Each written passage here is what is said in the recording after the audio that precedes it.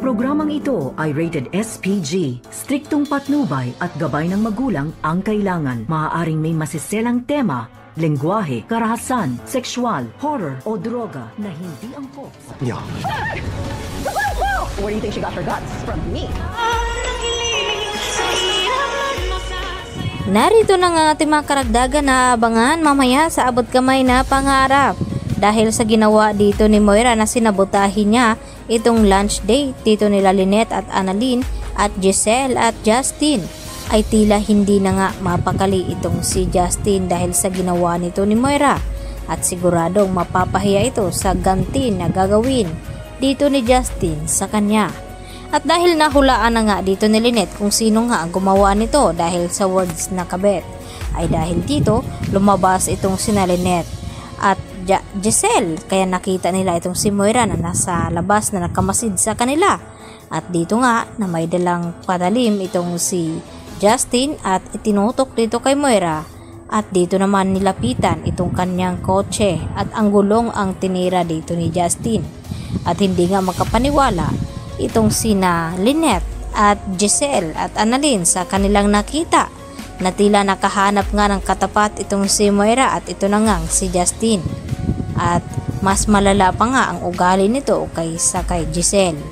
Samantala, dito naman na sinabi ni Doc Lyndon Javier kay Annalyn na papaano daw kapag involved itong si Zoe sa nangyaring kidnapping dito kay Don Pepe.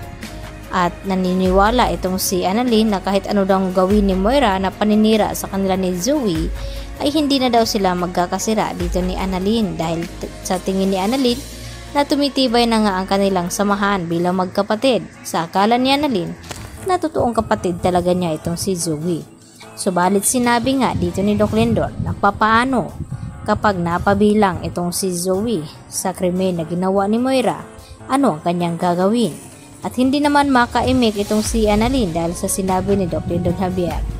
Samantala, gulat na gulat naman itong si Zoe nang dalawin sana itong kanyang lolo Pepe, at hinarangan nga siya dito ni Doc RJ at sinabi na pati itong si Zoe ay hindi na rin makakalapit dito sa kanyang lolo. Dahil naniniwala itong si RJ na baka kasabwat itong si Zoe ni Moira na pumasok roon sa loob. Kaya nagawang muntik-muntika na mapahamak itong ama ni RJ na si Don Pepe. At dahil dito sinubukan naman ni Zoe na magpaliwanag sa kanyang ama na wala nga daw siyang kinalaman sa ginawa ni Moira dahil pinaalis niya nga ito. Subalit ay wala ngang tiwala sa kanya ngayon itong si RJ.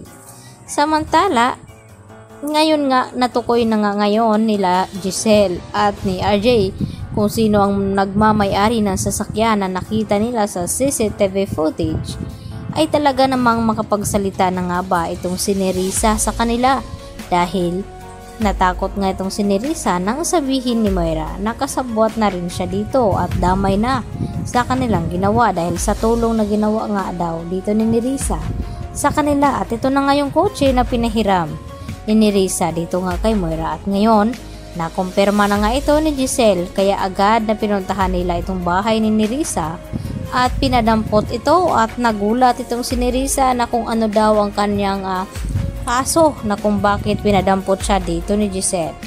At dito naman na sinabi ni Giselle na sa presento na nga magpaliwanag itong si Moira dahil sa kanyang kotse na nakita doon sa hideout ni Balahadja at ito ang ginamit sa pagkidnap kay Don Pepe, at agad naman na dumipinsa itong si Nerissa. Yan ang ating pakatutukan sa abot kamay na pangarap. Yan lang po at maraming salamat.